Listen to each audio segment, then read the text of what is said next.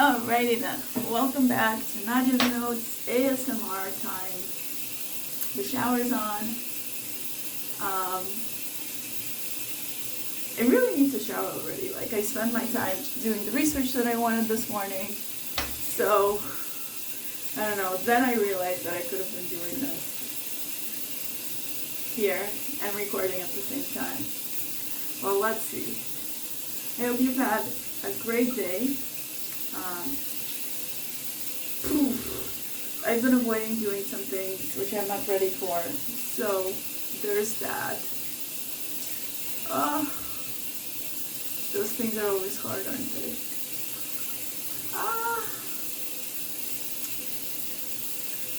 So I don't even know. I think I'm ready for my shower, so maybe I could do this for a little bit. Let's see. What else haven't I researched today? So,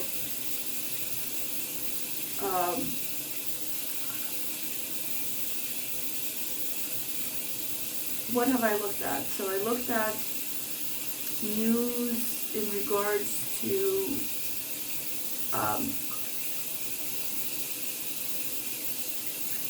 a judge stopping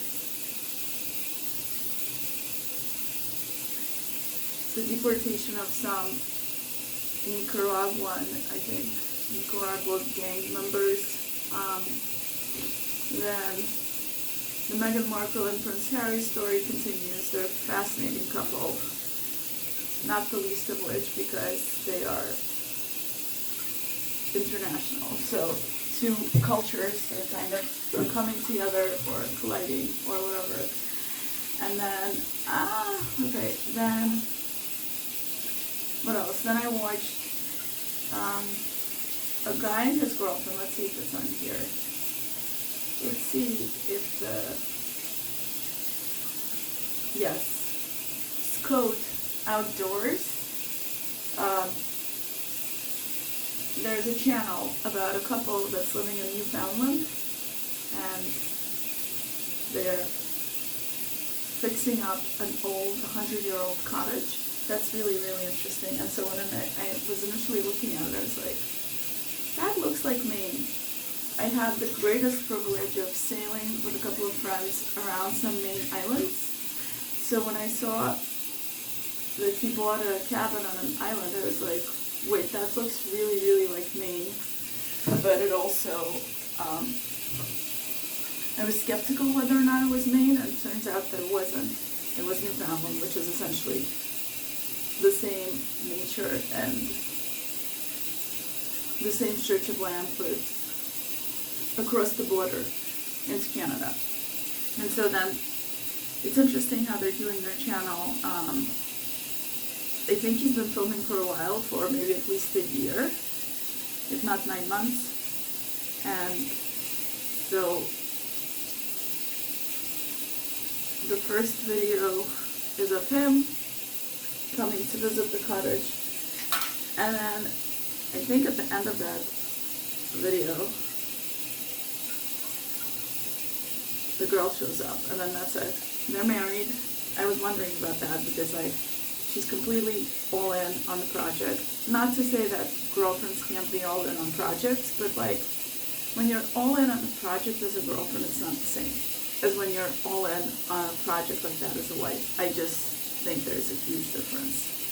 And I know people are like, in the modern age, there's no difference between supposedly girlfriends and wives, but there is. Like, as a wife, you're the person that, like, the man asks to be with or invites to be with him forever.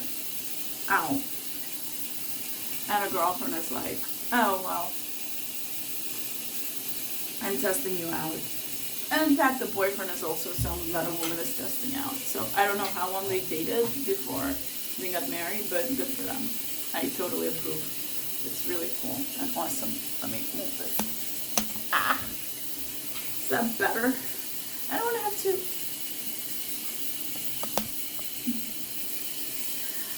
Okay. What else? Someone toured a $28 million house in New York City. It's from a whole eco village somewhere. I don't remember where. And my sleeve got wet because I needed to up the temperature. Eco village, some part of America, people got together, bought some land, and did essentially like row houses, glass-covered row houses, so that inclement weather could not affect the passageways between the homes. That was cool. What else? Oh my goodness. Migrants tunnel under U.S. I don't know, that's at the border somewhere. Then, as I said, a judge blocks deportation of criminals in the U.S. And that's about it.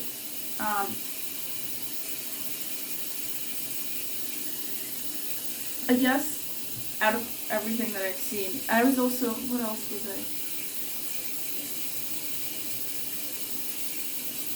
Oh, yesterday I recorded the Book of Esther, and it turned out that I botched it because I was very tired. It was like midnight. Well, it was 11 o'clock. And I knew that A, I had to read through the Megillah a second time, and B, I wanted to record it because I was like, once upon a time I had this dream of recording the Bible. I thought it would be appropriate, and also I was like, I don't know what I'll do my channel on, but at least that is like a worthy endeavor. And I botched up the ending of every sentence because I go and la la la la la. So you can't really hear it. Maybe I'll post it, but I don't know how many people will want to listen to it because it's like hard to hear the ending of almost every phrase. I don't know why. But it's like, so if I were to think about what do all the videos which I was researching have in common, don't go here. Well, so the state of the country, right? So the videos about migrants and tunnels and judges preventing deportation of criminals. The more criminals you have in the country, the less safe it is. And being unsafe sucks. So then Meghan and Harry, I wanted to watch her new show. I haven't gotten to it yet.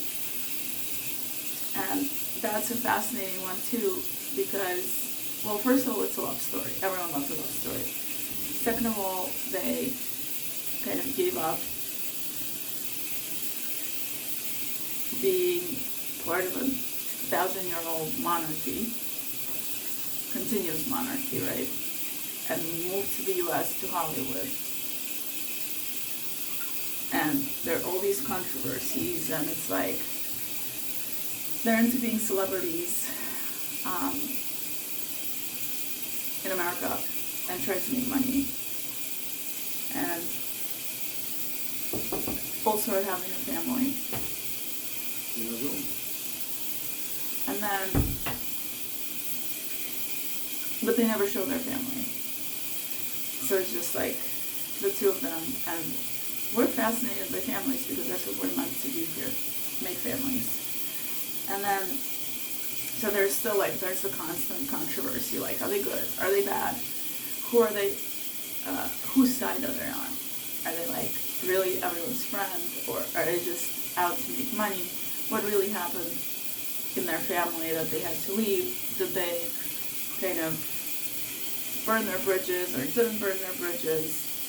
Do their kids visit their grandparents? That's the sad part. Like, it seems that Meghan and Harry's children don't get to see their grandparents, and my grandparents were like the highlight of my childhood.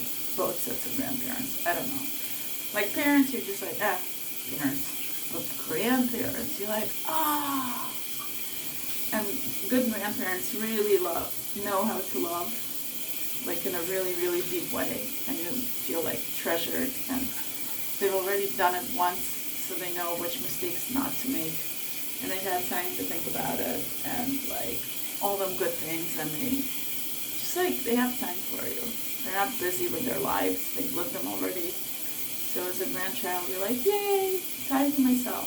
And then the multi-million-dollar homes. So once upon a time, like this home that is now worth $28 million was bought in the 70s, when that same home could have cost like $500,000 or even like $100,000, because New York was in decline, and people were buying like homes which are now multi-million-dollar homes for like $10,000, $20,000 all over the city.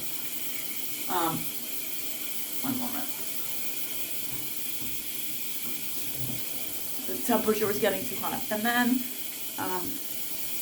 so that's really interesting. And it's interesting to go into someone's home and see how they live and what these spaces are like, especially. So I both like historic architecture and I like interior design. And also see how do people kind of form their space around them. I don't know if these people actually live there that they showed the house for. It's just like, maybe it just sits there as they travel the world. And then you also wonder, so they had a lot of things, like a lot of art, a lot of knickknacks, a lot of like a room full of African masks, this and that. And it's also interesting how we gather objects around ourselves and how that becomes a part of our identity, because it says something about what we like, right? And then, but I didn't watch it all the way through because I was like, okay. It's also interesting to see how you can create attractive spaces in a city. So in this house, what's interesting is they have a backyard, a very green backyard, and then even a little kind of porch off of the second floor or ground level, which is all green, and it makes it feel like you're not just stuck in a city. But then that does not compare to having a house on an island in Newfoundland. But at the same time, they were just talking in the last episode how if you need medical attention, if you really need medical attention, you need to call a helicopter, medevac. And if it's something not urgent, it takes like at least an hour and a half to get up to a medical facility. And in a city, you're like next to a medical facility, but like, what kind of quality of life do you have, right? Like, you have medical facility, but like no quality of life. And out there, you have quality of life. They literally have a direct view onto the ocean. But like, it seems like a protected part of the ocean because there's another island across. So it's protected from the elements and the worst of the storms. And it's just like how the way they're forming their environment, essentially, initially at least, is they have to renovate this house and make sure that they're protected from the elements. But little by little, they're also going to kind of deal with the inside. Already on the second floor, his wife has a little office or crafts room where she has her sewing machine and other things. And they live like people used to live in, like this one room on the ground floor, which is both the kitchen and a little alcove for the bed, which is their bedroom. And they don't have running water, but they have a rock well from which it seems they're getting all of their drinking water. And in the last episode, they showed how they hunted birds on the water and then cooked them. And the girl wasn't that impressed. It's like she was giving her bird liver, which at first I was like a little disgusted by, but then I was like, wait, chickens are birds. I love chicken liver, so I would have liked that. But those are completely different lifestyles, and yet all of these people and all of the themes are the same. So like, we're trying to deport foreign criminals, so we can have safe lives, so that we can have families and not have to worry. We're trying to protect the border for the same reason. The enclosed eco-village was built so that families could raise their kids together and have their children frolic together and be friends. And it would be safe even from the elements. Meghan and Harry also kind of changed their lifestyle to better suit their family. Then the artist in New York City who has this $28 million townhouse, also no doubt was like doing it for their family. And kind of this tasteful, luxurious life. And the Scott Outdoors channel is doing the same thing. And it's interesting to see how everything, not interesting, it's like normal to see how everything revolves around us, trying to lead our best lives. And then to see which forces are at play, which could interfere with that. And I think it's much less likely. I think the most protected are the Scott Outdoors, because they're just so remote. And it's not a very hospitable piece of land. It's like, I'm imagining cold half the year. And, you know, like, you have to really want nature and be really self-sufficient to live in a place like that. But to live in New York, you also have to be self-sufficient in a completely different way. You have to, like, not miss good air and good neighbors and peaceful relations. You have to be, like, willing. Although, I don't know, when you have a $28 million home, you don't take the subway. Probably. You're probably taxiing everywhere, which gives you that same safe, protected environment that everyone else is looking for and going for in all the videos that I've seen. I hope that you're somewhere safe and things are good, and that this ASMR Sunday afternoon vlog finds you drinking your British tea out of a black cup, so you can't even really see what you're drinking, but basically finds you able to walk towards and live your dreams.